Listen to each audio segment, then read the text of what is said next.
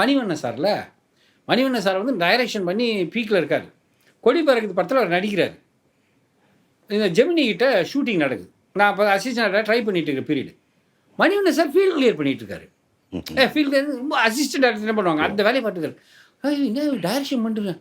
ஆனால் அப்புறமா தான் யோசிச்சு அந்த டெடிக்கேஷன்லாம் இருந்ததுனால தான் அவங்க 30-40 வருஷம் சினிமாவில் சர்வைவ் பண்ணாங்க. இப்போ நீங்களோ இப்போ மற்ற எல்லாருமே பார்த்தீங்கன்னா இவ்வளோ நாள் நம்ம சர்வைவ் ஆகிறதுக்கு இதுதான் காரணம். ஸோ இந்த டெடிக்கேஷனும் இந்த இது இருந்தால் நம்ம வாழ்க்கையில் வந்து லைஃப் லாங் சினிமாவில், அதான் யாரோ ஒருத்தன் கேட்டாங்க, நீங்கள் அடுத்த பிறவின்னு வந்தால் சினிமாவில் தான் இருக்கணும். நீங்கள் சார் இப்போ நீங்கள் இருக்கீங்க, இப்போ நீங்கள் ஒரு இடத்துக்கு ஒரு கோயிலுக்கு போகிறீங்கன்னு வச்சுக்கோங்களேன், உங்களுக்கு அங்கே வந்து எப்படி முன்னுரிமை கொண்டாடும்? நீங்கள் ஒன்றும் கேட்க மாட்டீங்க, அவனா கொண்டு போய் நிறுத்திடுவான் இல்லையா?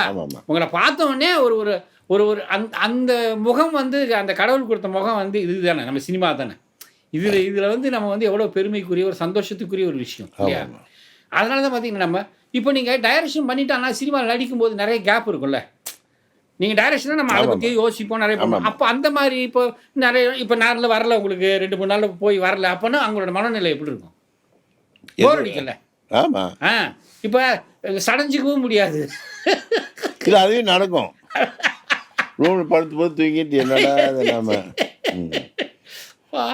சினிமா உண்மையிலே ஒரு ஒரு தவமாக இருந்தால் இல்லை அது. அதுதான் நிறைய பேர் இப்போ நான் கிளம்பி வந்தப்போ என்னை பார்த்து 2-3 பேர் ஊருக்கு வந்தான் சினிமாவுக்கு ட்ரை பண்ணலான்ட்டு. அந்த தோல்வி போயில தாகம் ஓடி போயிட்டான். ஏன்னா இதுக்கு ஒரு மனோதைரியமும் மனதிடமும் இருந்தால் தான் நீங்கள் சர்வீஸ் பண்ணலாம். இல்லை நான் சமயத்தில் என்ன பண்ணுவேன், இந்த அவுடோர் போகும்போது ரூமுக்கு ஷூட்டிங் 2 நாள் இல்லைன்னா பக்கத்தில் ஊருக்கு கோயில் கீழே ஏதாவது இருந்தால் போயிட்டு அங்கே ஒரு ரவுண்டு. சரி சார், இந்த ஒரே ஒரு கேள்வியோட முடிச்சுக்கிறேன்.